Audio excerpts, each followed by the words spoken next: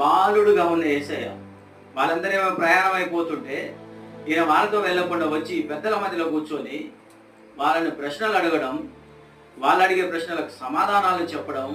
అప్పటికే యేసయ్య తల్లిదండ్రులు కొంత దూరం ప్రయాణం అయి వెళ్ళి అప్పుడు యేసయ్య వాళ్ళ మధ్యలో లేడని తెలుసుకొని తిరిగి యెరూషలేముకు వచ్చి చూసినప్పుడే మరియమ్మ అనుకుంది, ఇతడు కారణ జన్ముడు. ఆమేన్, హల్లెలూయా.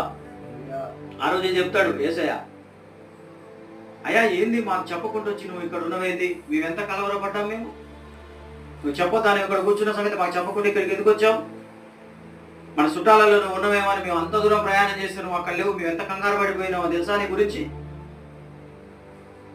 అంటే యేసయ్య అంటే, అమ్మ ఎందుకు నా గురించి మీరు కంగారు పడేది, నేను నా తండ్రి పనుల మీద ఉండాలని మీకు తెలియదా అంటాడట. నేను వచ్చింది